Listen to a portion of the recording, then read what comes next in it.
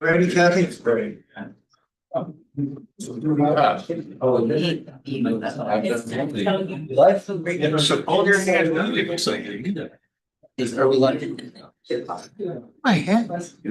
Let's call this meeting order, November 12th, 2025, 6 p.m. Would you please stand for the Pledge of Allegiance? To the flag of the United States of America, and to the republic for which it stands, one nation, under God, indivisible, with liberty and justice for all. Will the clerk please take the roll? Councilmember Wood, Here. Councilmember Richardson, Present. Councilmember Crossman, Here. Councilmember Kangiser, here, Councilmember Hess, Here. Councilmember Johnstone, Here. Councilmember Kaminsky, here, Mayor DePinto. Here. We get agenda approval. Agenda. Second by Councilmember Hess. Is there any discussion? All those in favor say aye. Aye. Any opposed say nay. Motion carries. Moving on to special presentations. Excuse me. We have none scheduled. Moving on to public comment. Do we have anyone for public comment? Anyone from the public wish to comment on anything? Or anyone online? Online real quick. We don't have any hands raised. All right, moving on to consent agenda. We have the October 28, 2025 minutes. Is there a motion to approve? Councilmember Kingiser, Move to approve the consent agenda from October 28, 2025. is there a second? Second by Councilmember Johnstone. Is there any discussion? All those in favor say aye. Aye. Any opposed say nay. Motion carries. Under new business, we have a public hearing for ordinance number 1137, which is the mid-biennium budget amendment. And this is the first reading, so there will not be any action on this. Stephanie, please. Thank you, Mayor and council members. So on page 6 of your agenda packet is ordinance 1137, which is the mid-biennium budget amendment. This is the first reading, and these numbers will change as we narrow down our estimates and that sort of thing. We are required to do this mid-biennium budget review. We've had some discussions already, but on page 7 and 8 are the items so far that we have listed. Some of the bigger items, as you know, we settled all of our contracts by the beginning of this year. So we will be having some salary and benefit adjustments because when we did the original budget, we were working off estimates. Now that we have known figures, we can shore up those numbers. Some of the other items in 25 and 26, I'm sure that the Public Safety Committee has talked about this, but we will have additional costs from the Police Academy now that we are paying more of that cost ourselves. So that's going to be about $15,000 a year.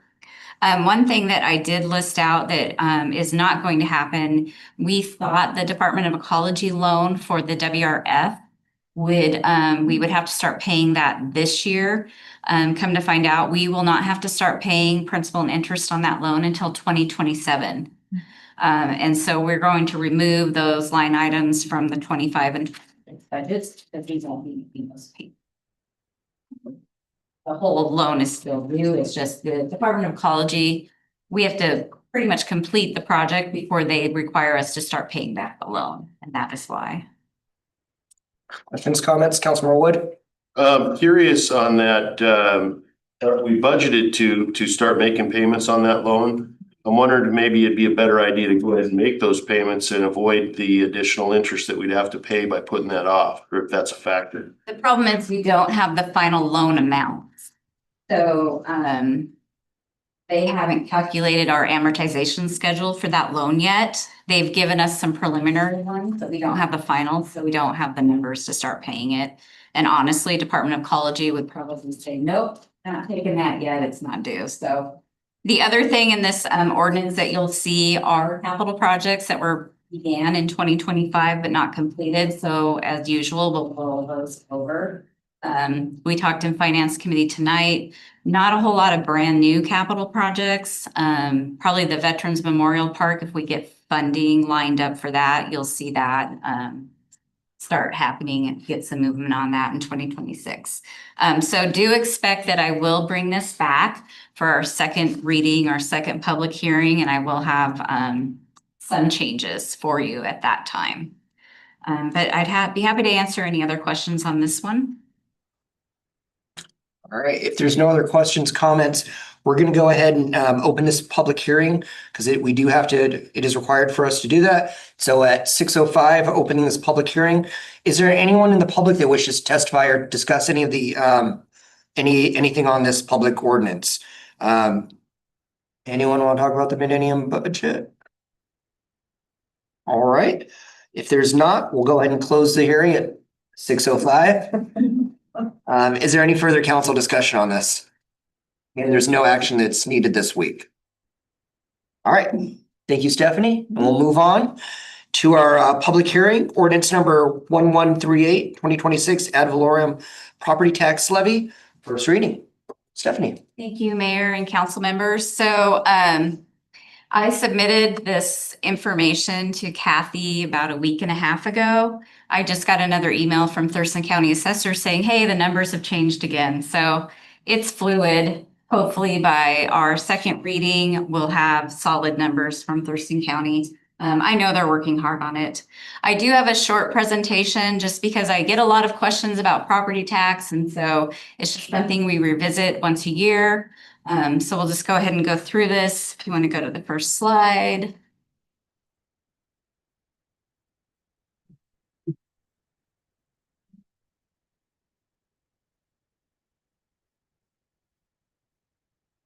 Talking, I'll reshare it. I don't know why it's not moving.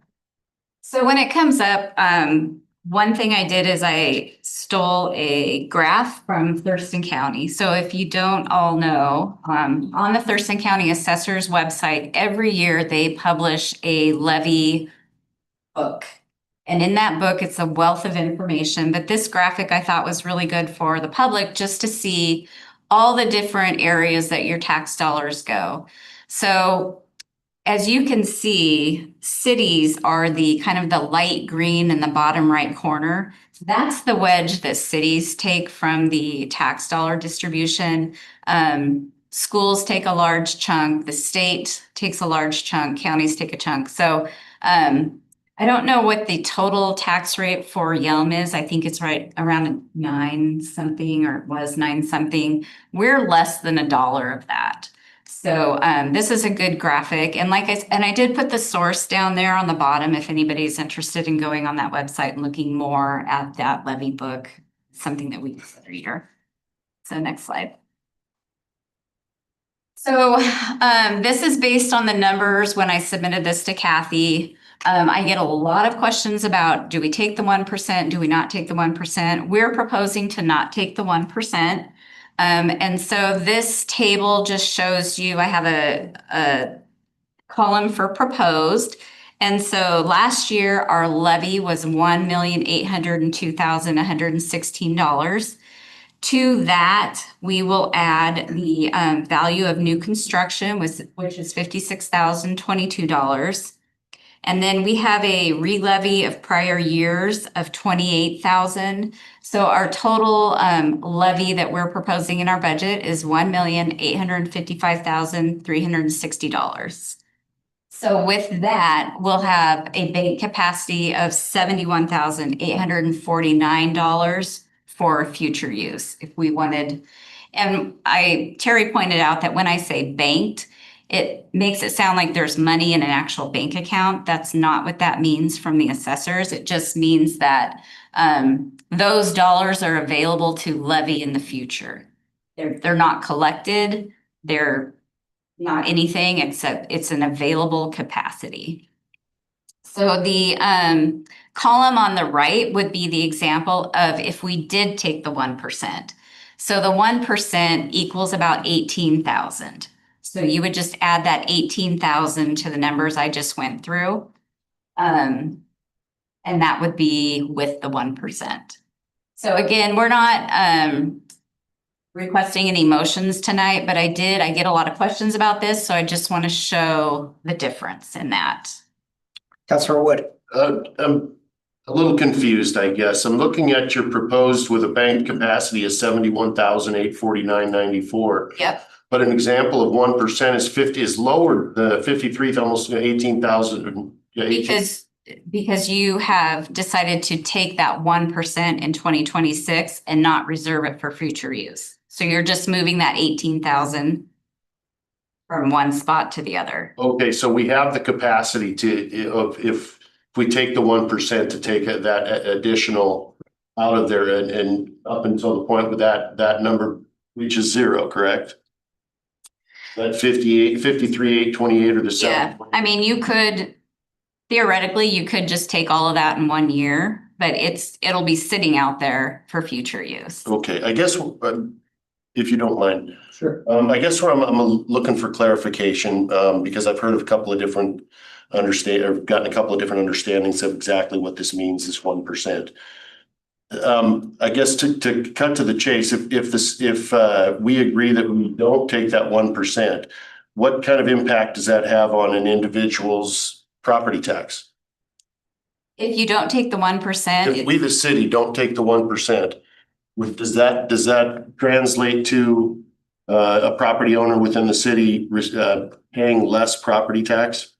it's increased less. You're not increasing their property tax by that 18,000 per thousand. So it actually it would actually Not keep their property tax from raising that additional amount of money, is what you're saying? right. Okay, appreciate the clarification. Other questions, comments? Councilor Hess? With the banked and with that, how far back does that go? That goes back to 3 years. So that's just 3 years. And the reason why I'm asking is if we're sitting there looking at how much we have available, if we did do the 1% and then we wait 2 years, that bank should go right back up, right? Correct? Or is it going to sit at 53 2 years from now when we don't and we choose not to take it? Every year you don't take the 1%, your bank capacity increases by that 1%. So right now, I've calculated out with our numbers that we currently have that our levy rate is about 97 cents per thousand. Our max levy rate would be $1.60 per thousand. We have got a long way to go to get to that $1.60, unless the economy just goes insane, right? So we have a lot of leeway. I mean, years. Councilor Wood? Curious, you say that we have a lid of $1.60 per thousand. I'm assuming that continues to increase over the years as well, or has it always been $1.60 is the? I don't know how long it's been at $1.60, but that's set by the state. Do you know? I don't know. Yeah, that's probably set by state RCW. Yeah, it's not set by us. I'm sure it did change at some point. So we talked about that last time where a fire department can only go up to $1.50, a library can only go to 50 cents, and then we can only go to $1.60. So the three of us have to stay within 360. Our piece of that pie is $1.60. Councilor Kingheiser? But does that mean, so to get to that $1.60, like if you decided to use the banked capacity of 3, right? So that would be a 3% increase, and that's how you would get to that $1.60. But right now at the 1%, that's where that 98 or 97 in the proposed would be, right? Right, so it gets into some math equations, so that 70, so our bank capacity of 71,000, I don't know if it equates to 3% total. I mean, there's Just using that number as kind of an example, because you could use more than one of your banked capacities at a time. Right. And that's, You could say, okay, next year, we're in a budget deficit, we need to take 50,000 of that, 71,000. And we would calculate that out, and it would narrow that gap between your levy rate and that $1.60 ceiling. Other questions, comments?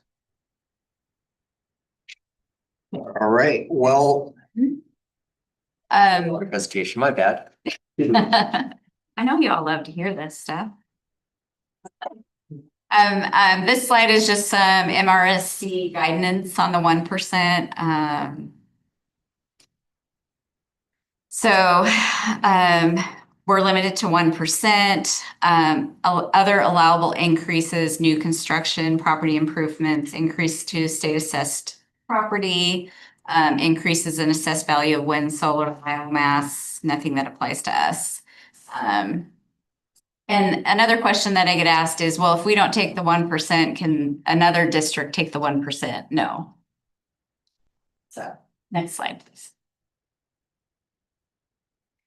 So this is just showing you how we come to our levy rate. So we take our levy amount and divide it by the assessed value, times it by 1,000. That gives us our levy rate, proposed levy rate for 2026 of 0.9676.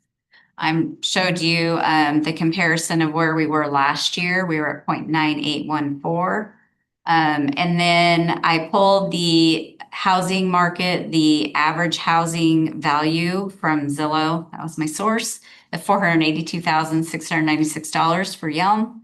And then I just showed you what the property tax would be. It's $478 per year in 2026 compared to $483 in 2025. So it has gone down a little bit just because assessed value has gone so high. Yes, and that's it. All right, let's open this public hearing at 6:16. Is there anyone from the public that wishes to discuss this? Talk about this? Anyone? Anyone online that wishes to discuss? No hands raised. All right, we'll close the public hearing at 6:16. Is there any further discussion from the council? All righty, and is this an actionable item? All right, then we are good on that item. All right, moving on to item C, 640 acre purchase and sale agreement. Before Todd kind of tees us up here, I just want to say this has been a very long process for us, starting about a year and a half ago with City Council directing us to go ahead and move forward with Kidder Matthews to find this perfect relationship that we're going to find and talk about right now. Todd, tell us the timeline just for the last few years. You got. Mr. Mayor, good evening, council. I'm standing in front of you tonight to present the 640 acre purchase and sale agreement.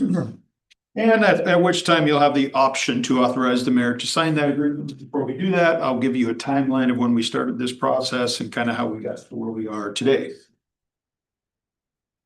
We started this in June 11 of 2024, where council authorized Mayor DePinto to sign the professional services agreement with Kidder Matthews to provide consultation and options for parcel 2172, 640 acre piece of land.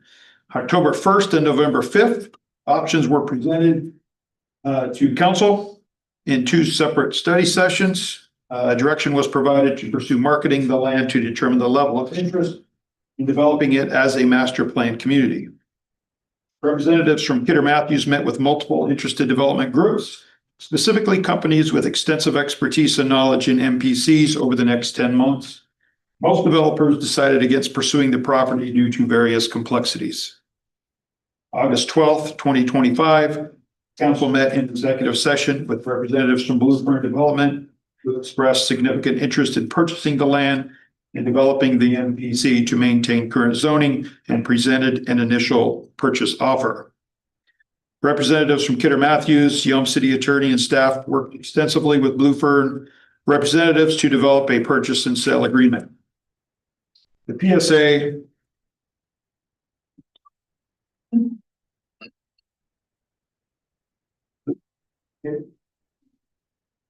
PSA includes consideration and a plan to connect State Route 507 to Tahoma Boulevard, providing a path forward to construct the southern loop, a priority for the mayor and council. On October 28, pursuant to RCW 42-31101C, city staff, Yelm City Attorney, and representatives from Kidder Matthews met with the mayor and council in executive session to discuss the negotiated purchase and sales agreement executed by Bluefern. In summary, Bluefern has agreed to pay the city of Yelm a minimum of $16,500,000 and a maximum of $18,550,000 depending on the exercise of extensions in exchange for additional non-refundable extension fees for the property. The property would be developed and purchased in phases over the next 12 to 19 years. Council will have final approval and the conceptual master plan, the development agreements, and the final master plan. Behind me, I have representatives from Blue Fern, representatives from Kidder Matthews, and of course, our city attorney, Brent Dilley, who have worked fairly extensively on this agreement that is attached for you. So questions for myself or any other group that's here with us? Councilor Johnstone. So currently, there's no deals with Triple D for the perimeter properties, right? That is correct. So what? I have a concern, and it's the breakdown of the zoning for the 640, and it appears to be all residential. So currently, right now, we could have the entire 640 developed with no commercial. Yeah, so that's based on the previous master plan that was developed with the 1,250. But the agreement does reference that as an exhibit. So without an agreement with Triple D, the 640 will have its own master plan conceptual that will come before council. So Does this say that in here? I'm not seeing that. yeah, I believe. Under the timeline, it should, Yeah. Well, my concern is where it references a future agreement. And the concern is, it seems like the buyer can object pretty much anything that they deem unreasonable. And that's not defined in this agreement. So how are we going to? So if I can real quick, there are a lot of checks. You're concerned about the checks for us, for the city, right? Right. So the developer can't just do whatever they want to do. So there's multiple, if you look in Exhibit E under page 26 of it, it kind of gives a timeline, and this will be pushed back a little bit, just slightly than this. But included in that is a conceptual master plan. Council has to approve that. So if that's. But the agreement says that they can object to it. The agreement also includes this exhibit, though, that they have to follow. There has to be approval every step of the way. City council has to give approval for this with the recommendation of the hearing examiner. So it has to go through the process. And if it is just all housing or whatever like that, and the council doesn't agree with it, they have an opportunity to say no, and we can walk away. The city can walk away on it. But if they point to Exhibit F and say, this says all residential, I find that unreasonable, that you won't approve all residential, wouldn't they have an argument? I mean, they would have an argument, but I don't know. I guess more that's It seems more reasonable that all residential would go in there. That's more of a Brent Dilley question, I guess. Yes, it would. You're gonna ultimately have a choice. They can't force you to sell the property. Sell the property? Right, you're selling, they're buying. If you're not liking what they're putting together, right? Deal's off. I don't think you answered the question. Well, you're saying, can't they just force the city to cram down their project? I see, Brent. Yeah, that's how I'm reading it. Right, and I'm saying no, But why is that? because you have these fail safes built in of if they're proposing something you don't approve, they can't come back and say, well, screw you, we're gonna put it in anyway. But it says they can object to anything that they find unreasonable. What does that mean? Both parties though, so if yeah, absolutely, they could walk away at certain points through this too, but so can we. That's what it means. I mean, that means they can object and walk away. They would have no legal recourse? To what it states in here is like after each one of these checkpoints are made by council, after approval, then no, but up till those points, yeah, absolutely, they're gonna work, this isn't just a sale agreement, I mean, it is, but we're gonna be working with it, we're gonna be working closely to make sure that Yelm's developed in a certain way that city council and the community wants. This isn't just this doesn't sign away everything for the city of Yelm on it. There's a certain path that we're taking, and it's highlighted out here. I think the entitlement schedule is a great way to look at it. It shows how much money the city's gonna make at what points, and at what points we could potentially, like for you, want to walk away. we can do that. But there's nothing that's set in stone on all the different steps on this. We can absolutely have our impact and our say, and that's what we should be doing. This is gonna be more of a partnership than is just a sell it and walk away type of deal. Todd, do you want to jump in on any more of that, or is? No, I think this agreement, like, it took a couple months to go through it, and obviously there was a lot of legal back and forth to make sure that we were protected, they were protected. And at the end of the day, similar to what Brett said and the mayor said, is that this is something that doesn't work for us. Because obviously the council's not gonna be okay with them just building homes on our 640 acres. We want it to be a mixed use of different requirements that a master plan is required to have. And so they understand that, we understand that. Once they get in there and they do the test to determine what can go where, how many homes could be built, where's the wetlands, where's the open space, then we'll have a much better idea of what that 640 is going to look like.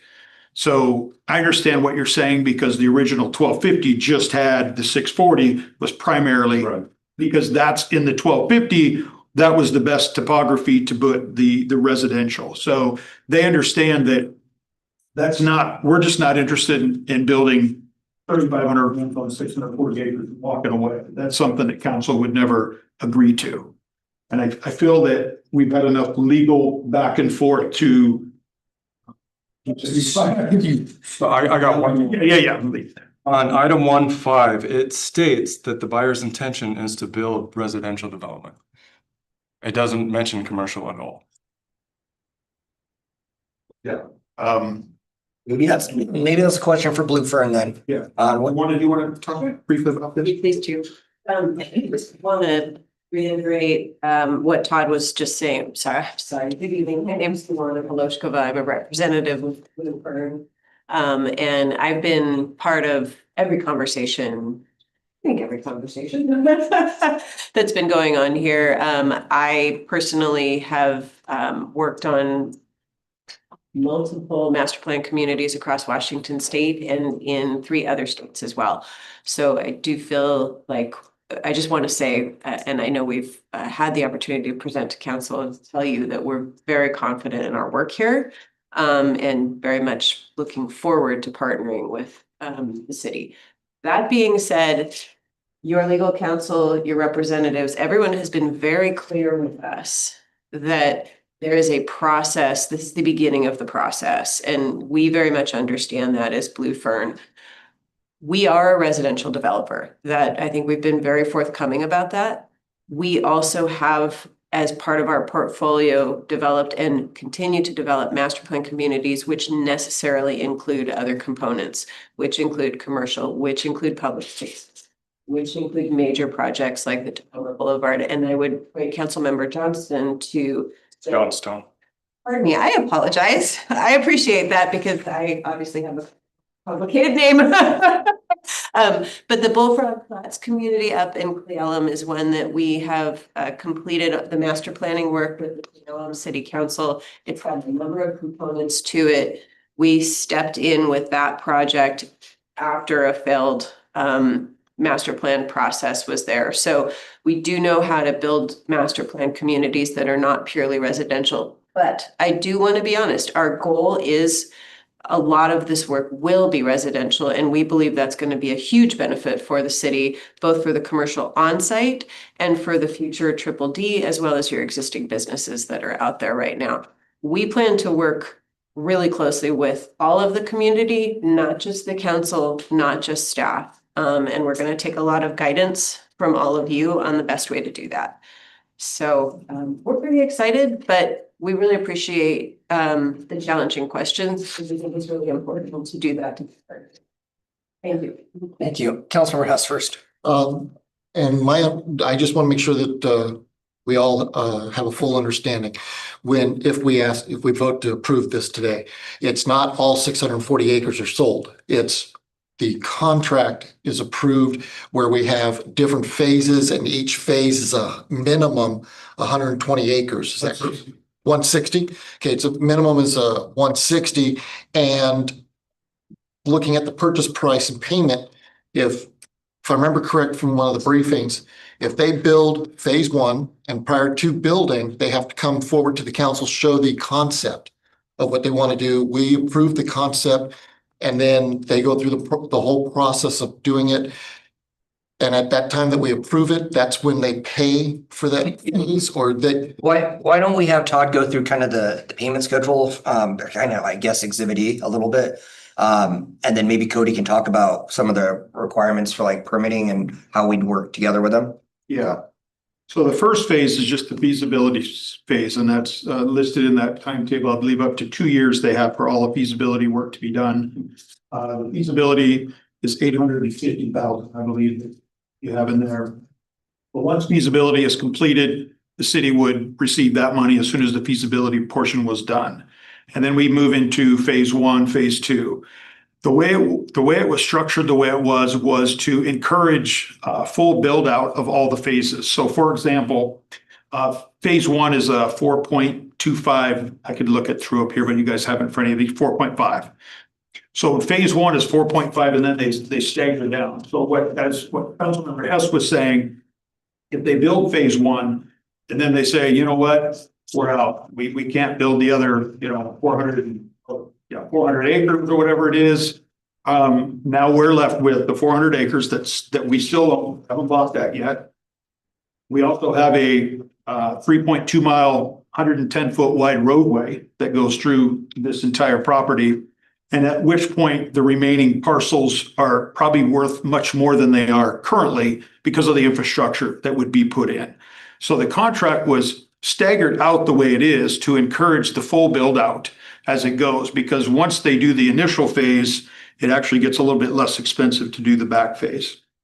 The other piece with this, and I'll just reiterate it real quick, is the roadway. So we know we're going to need about 24.3 acres of land from Triple D in order to complete this 3.2 mile stretch of road. The contract includes money to do right-of-way acquisition of that property needed to put the road through. They're also going to work with us, and I know we mentioned this before, but there's different ways to help us pay for this road. For us to build this roadway, estimate is about minimum $50 million to build this 3.2 mile stretch of road and to connect it to 507. Blue Fern can do it much more economical. Is that correct? I mean, in the tune of maybe 20 million less, at least, than what we could build it for. They'll also work with us to come up with different funding mechanisms to help fund that road. The road is a priority, as stated from day one, that we had to have access. We had to take care of transportation. We couldn't just build residential and not have access in and out. So the timeline on the money, the way it is staggered out, the way it is my understanding it's completion of phase one. And then phase two, phase three. Is that right, Blair, how we structured it? So at the completion of phase one, what was the timeline on phase one? I know we mentioned it. In our goal, we're trying to get through phase one in 2026, which would include, again, the design of the road and figuring out exactly how we're going to stage the construction given permits. So at the completion of those phases is when we would receive that. Sorry, Tom. Sir. I didn't think very quick. When building permits are pulled, Oh, you're talking about building permits. That'll be a little later. building permits are pulled to build a phase. That's when we receive our money. Yeah. I'm sorry, building permits are going to be out a little bit further than that. I was thinking about engineering. Okay, yep. Okay, so did that answer the timing of the?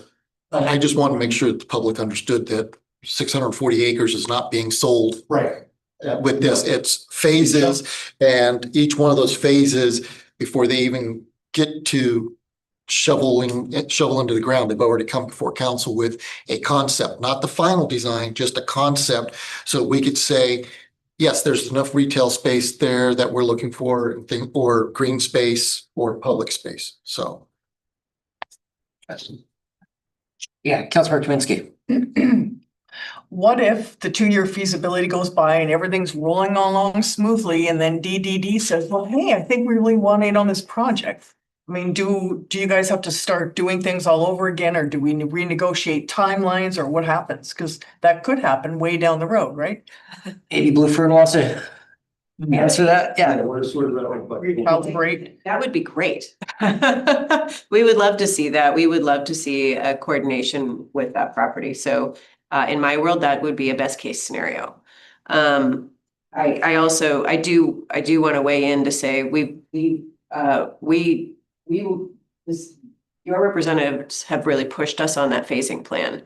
And so we do really hope we're doing a partnership in that respect, because we got pushed pretty hard by your staff, and we're good with that because that means you're doing your job, and that makes us feel more comfortable than if you weren't. But so if financially, if Triple D were to be interested to come to the table at any point in the process, I think at this point, it's going to be a big win-win. But that would kind of change our agreement part a little bit. We'll have to recalibrate a lot of things, and the timelines would change possibly, right? I don't Not for the believe that sale. that is a necessary consequence. I think it's frankly at that point, I mean, to be completely candid, I think it would basically be Triple D taking advantage of a very good opportunity at that point. We are taking on a lot of heavy lifting with the Boulevard that is going to be a pretty significant benefit to what I view legally as a remainder property, right? The Triple D property. So I think if I was Triple D, I would be pretty excited. And that property is inherently worth more than ours due to the proximity to roads and access, right? I guess I don't know if I can make that assumption because it does have wetlands and it has topography. And so I would be fair that I wouldn't want to go on the record and say what has more value where. I don't. The Kidder Matthews people determined a price for the DDD compared to our property.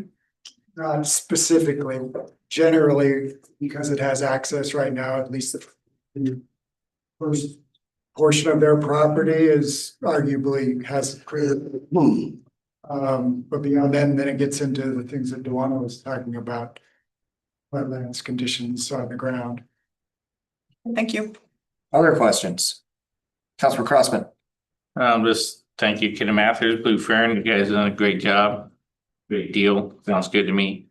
So I'd like to move to authorize Mayor DePinto to sign the PSA with Blue Fern Development. Is there a second? A second. Second by Councilor Richardson. Is there any further discussion? Councilor Wood. I'm curious, I got a few questions, actually. I know that when the excitement and our intent was for this master plan community to be 1,250 acres. Unfortunately, we can't get to our 640 acres till we have some sort of access via the Triple D property. I'm not sure exactly how the negotiations or the discussions went, but of course, if I were Triple D, I'd be exactly doing what they're doing, which we are discussing putting a $50 million road in to accommodate so we can get into our property to create, or the 640 to create value. Nobody's talking about the value we just created, the unbelievable amount of value we just created for Triple D. As you mentioned, it'd be really exciting for them to come to the table because their investment just became something unbelievable.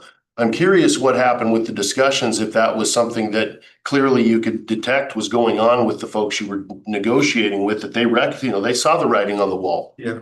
And with that, I'm asking, I don't feel like we need to be rushing through. If there's some reason we need to be in a hurry on this, I'd sure like to hear that. But at this point, I honestly feel like we're being fleeced. And I would prefer not to, as this council member would prefer not to jump into something like this where clearly anybody in business is going to see what's going on here and say, yeah, of course they're going to go that route. And of course they're not going to want to talk about discussing the plan that, is clearly the direction the city wants to go on this. I just feel that, like I said, it's obvious they're going to be excited about it.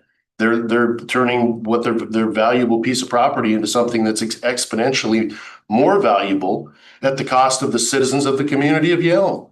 I'd say go ahead if you want to respond.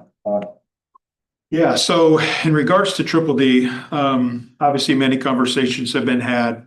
The challenge with Triple D, and I want to be careful what we say about Triple D here, but you're not dealing with just one person. You're dealing with multiple. I think it was 16 or 17 family members that are part of this bigger process, with properties all over and the board scattered all over the world, basically.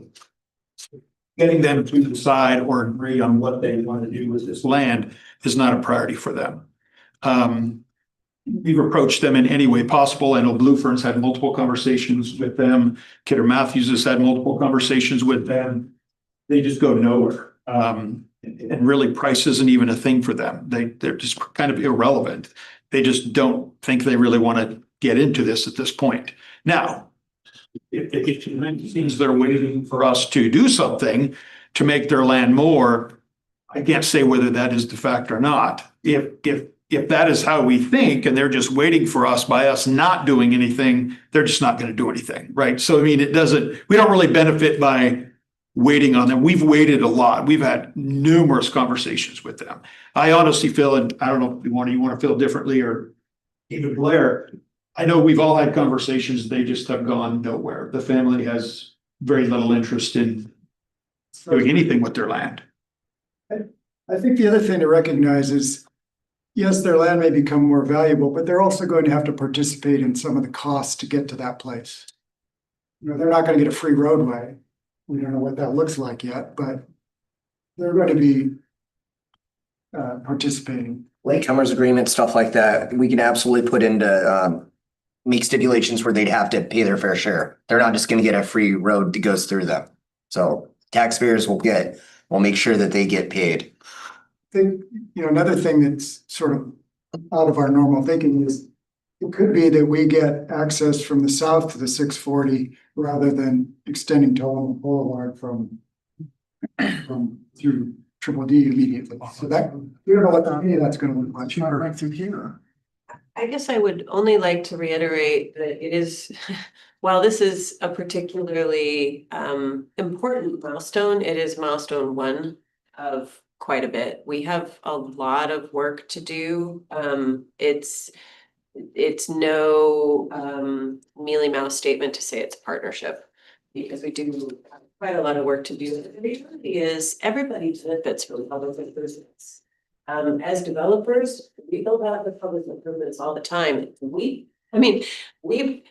all end up on both sides of that coin with different properties throughout given states. And so, I mean, from our perspective, yes, Triple D, it's a little bit hard for me to see that they could end up with like a really big windfall, because the mayor is correct. There's going to be latecomers. There's going to be components to that piece of property that's going to have to come through if and when that comes forward. But also, we all benefit from public roads.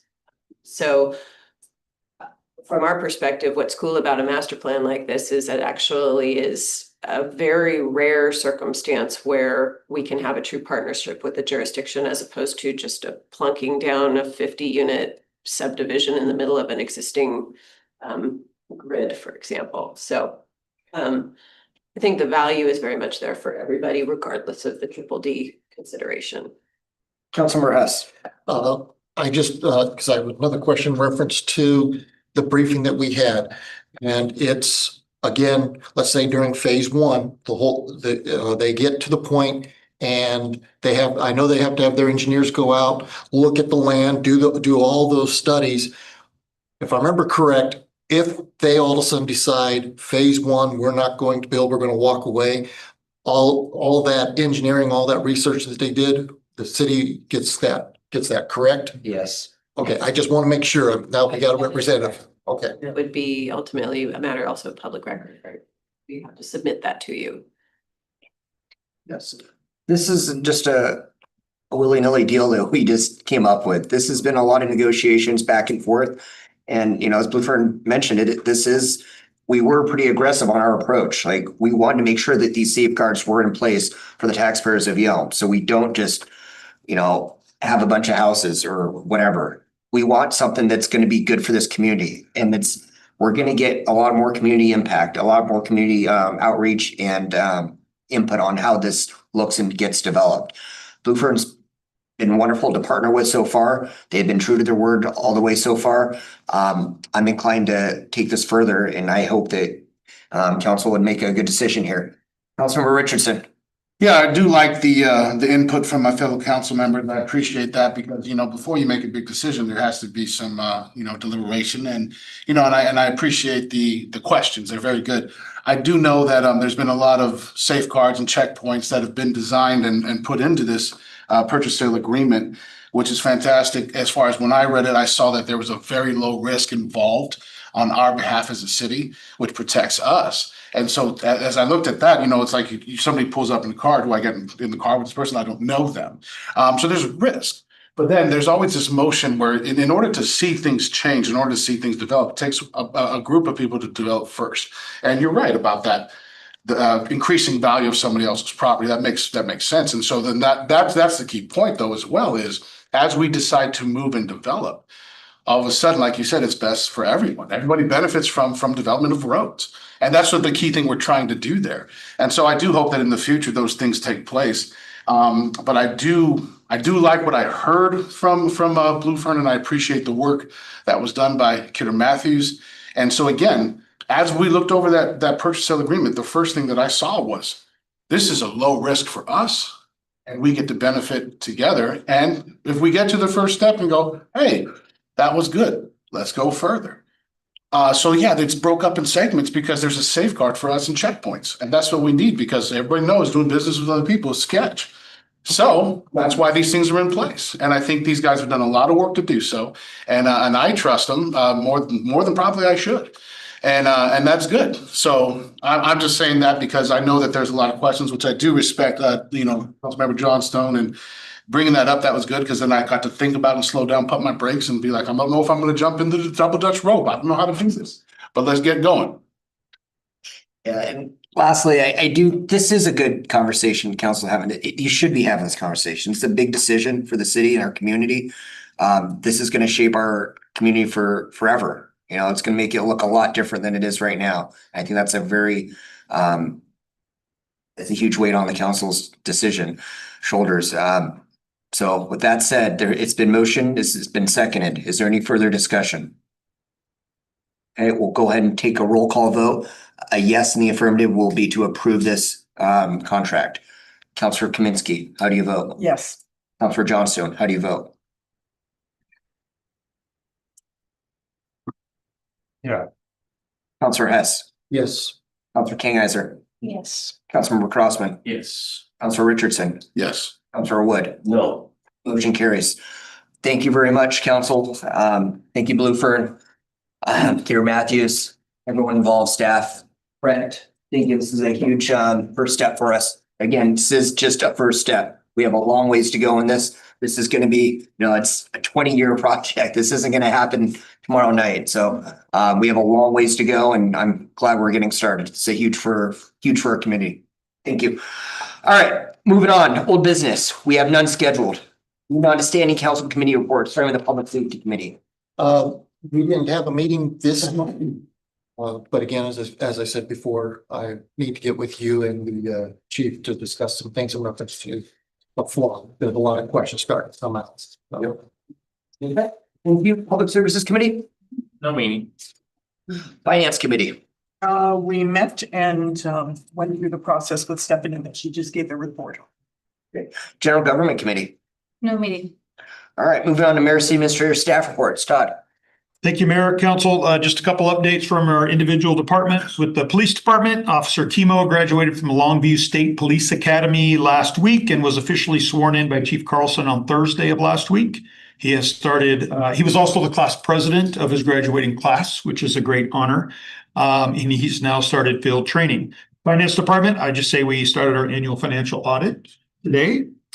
Public services, they will have an open house next Tuesday at 6 p.m. at the Yelm Community Center for the public to provide input and learn about the comp plan currently being worked on. And then Intercity Transit is currently working on several bus stop locations in town to improve ADA compliance. You may have seen that. From the HR department, the city of Yelm has officially reached 50% participation in wellness activities for 2025. This means the city will receive a 2% reduction in healthcare premiums. The city has achieved this goal for the past couple of years. And yes, the mayor was the one that made it 50%. I'm just going to add that.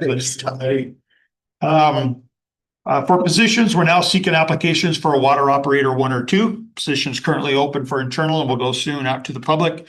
From our communications rec department, our first ever Veterans Day burger feed for veterans and their immediate families was held yesterday at the community center.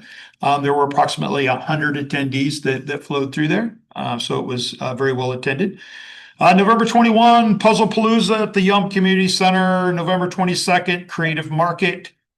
November 24th, Water Tower for Tots. December 1 through 11, this is important, gingerbread contest and food drive at Yelm City Hall. Deliver your most creative gingerbread house between the 1st and the 4th. Then as you vote for the houses, you bring food in. You bring canned food, and that is your vote for that particular house. So it's a combination. December 1st, the lighting of the Christmas tree at Yelm City Park at 5 o'clock. That's a Monday. December 5th, Friday, Pictures with Santa from 5 to 7. And then Saturday is the Christmas in the Park Parade. And then probably the most important event in December is December 14th is Santa Paws at Yelm Dog Park. Dogs get their pictures with Santa. From the IT department, a follow-up to the theft vandalism of our fiber lines that run to Public Works Building. Staff has worked with contractors last week to get the fiber lines replaced. And we are working with our insurance company to see if we can get that amount reimbursed. From the executive department, just a reminder, council positions 4 and 6 will be sworn in on the 25th due to those positions being filled by appointments currently. December 23rd, there is no council meeting because of the holiday. And November 19th, Wednesday, community conversations at the community center. That's all I got. Questions for Todd?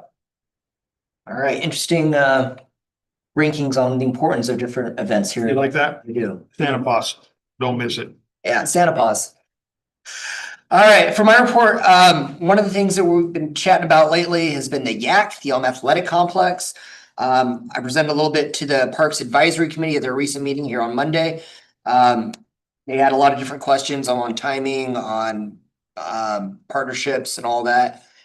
You'll be hearing more about a more formal presentation from the administration here on what's next steps, but for right now, the next steps are for public involvement, engagement, open houses. We just received and we'll send it off to all the council as well, a rough draft of what it could look like with different buildings in it, with different facilities like ball fields, swimming pool, all this stuff. We'll get a cost estimate as well, and we'll keep going forward with that and involving council and each step of the way. So the next one will probably be a study session either in January, February for council input on it, but we will be having an open house here in the next couple months as well for public input. One of the things that we're going to go back, just hearing from the public and this like on social media and stuff, some of the things that we didn't really think about, like a small playground for children as others, older siblings and adults.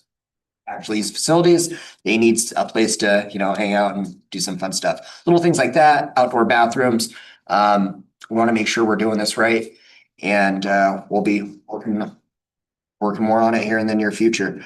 And we'll get that rendering off to you pretty quickly. Can we send that off after we get the colorization, all that to council? Thank you. And other than that, thank you for everyone that participated in the Veterans Day ceremonies and different events here yesterday. It was wonderful. That's all the staff that participated in all the different local nonprofits that participated in yesterday's burger feed for veterans. Wonderful. Thank you. Thank you to our veterans here locally, including Councilmember Hess. And am I missing anyone else from City Council? That's it. Thank you, Councilmember Hess, for your service.